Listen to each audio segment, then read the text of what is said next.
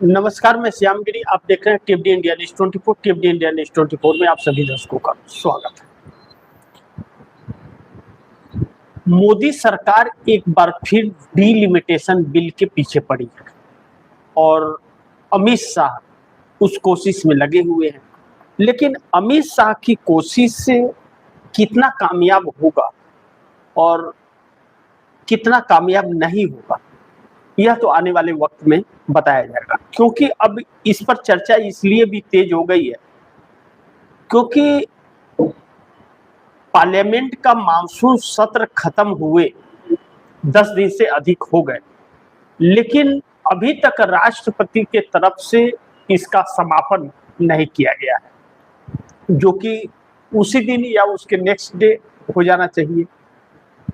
अब इसके लिए एक अफवाह उड़ गई कि या कहा जा रहा है इस बात का, क्योंकि कांग्रेस भी चर्चा कर रही है कि भारतीय जनता पार्टी डिलिमिटेशन की कोशिश में है, जबकि जो आंकड़े हैं वो है नहीं।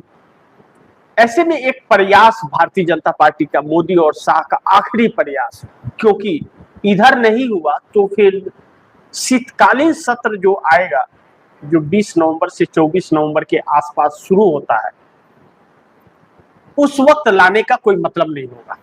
उसके बाद फिर 29 में नहीं हो पाएगा। तब इसके लिए एक बार कोशिश भारतीय जनता पार्टी ने फिर शुरू कर दी है। लेकिन सवाल यह है कि जब क्या कहीं ऐसा तो नहीं कि प्रधानमंत्री मोदी जो है वह 100% कंफ्यूज लग रहे हैं हमें इसमें, इसलिए कंफ्यूज लग रहे हैं और कहा जा रहा है कि कंफ्यूज हो गए हैं क्योंकि भारतीय जनता पार्टी के अंदर टकराव है और भारतीय जनता पार्टी के अंदर टूट फूट की गतिविधियां शुरू हुई है और एक तूफान सा मच रहा है।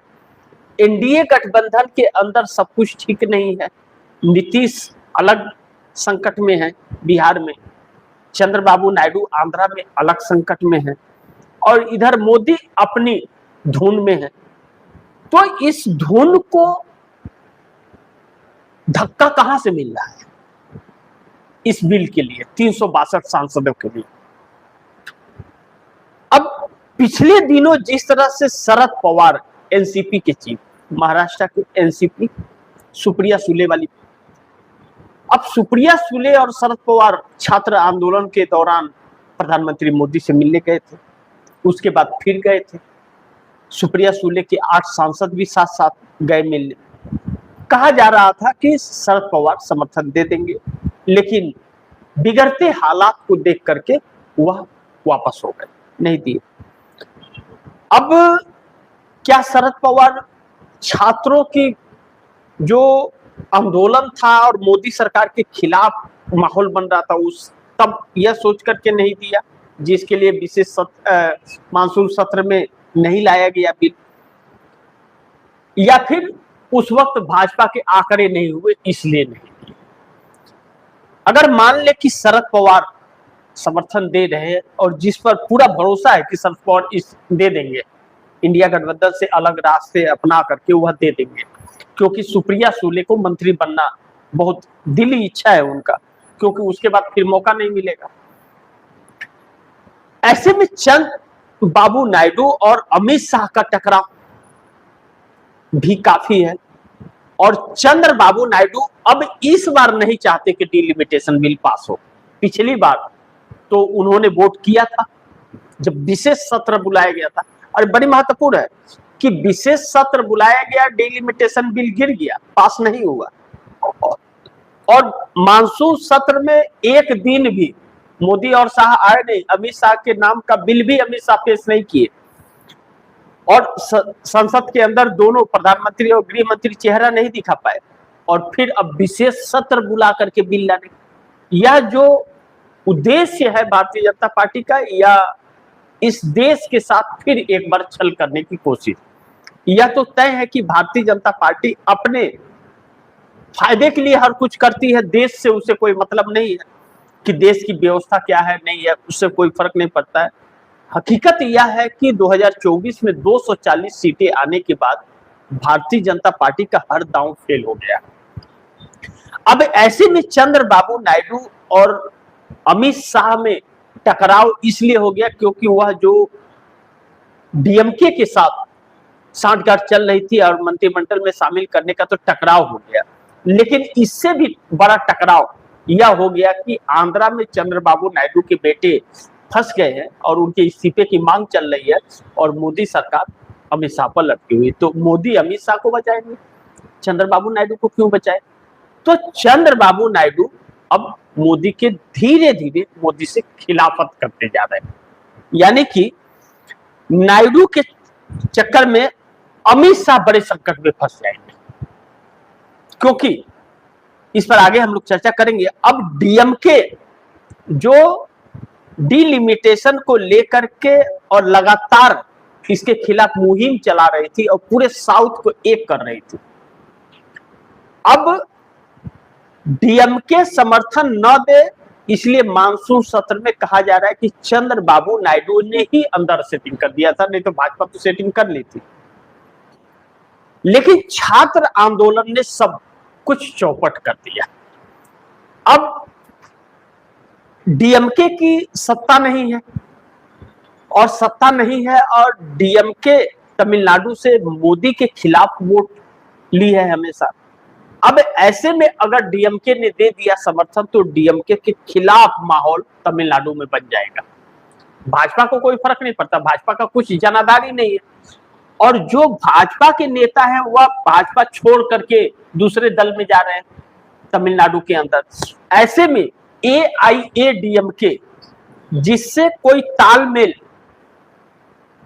स्टालिन का डीएमके का नहीं बनता, वह एआईएडीएमके एनडीए गठबंधन की हिस्सा है, तो क्या स्टालिन हाथ मिला लेंगे?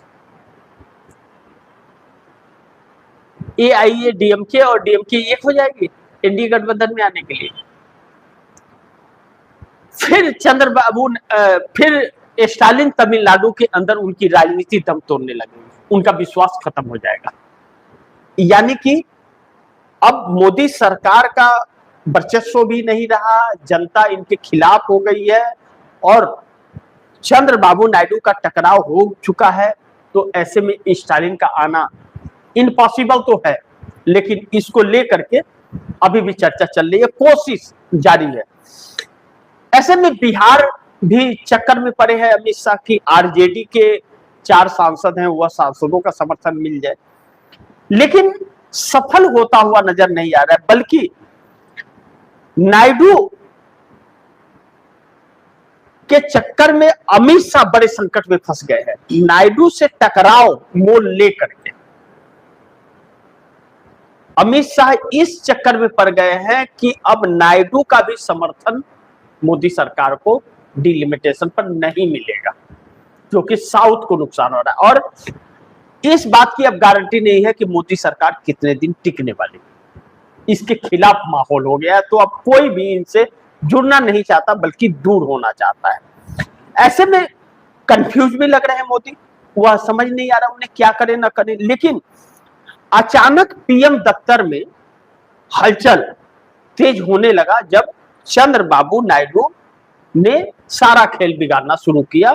वह टकराव और उधर स्टालिन को भी खिलाफ डिलिमिटेशन के करने लगा, यानी कि अब चंद्रबाबु नायडू डिलिमिटेशन के खिलाफ साउथ को एकजुट कर रहे हैं, क्योंकि मोदी और शाह की नीयत पर भरोसा नहीं है कि साउथ के साथ इंसाफ होगा।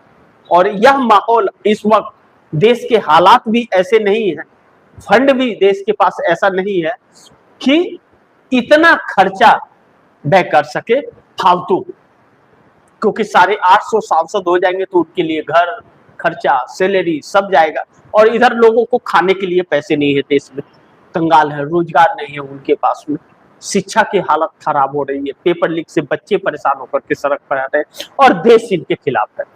तो ऐसे में चंद्रबाबु नायडू ने ना करके कहीं ना कहीं खेल बिगाड़ दिया। लेकिन अभी भी चंद्रबाबु नायडू एनडीए गठबंधन के ही हिस्सा है, इस बात से इनकार नहीं किया जा सकता। तो ऐसे हालात में परिस्थितियां बिगड़ती जा रही हैं, जो मोदी सरकार को संभालना मुश्किल हो जाता है। तो डिलिमिटेशन पर चर्चा तो चल रही है, फर्स्ट पेज पे अखबार में छपा भी, लेकिन अभी कुछ कह पाना जल्दबाजी होगा, इतना आसान नहीं है अभी यह बिल पास कर पाना।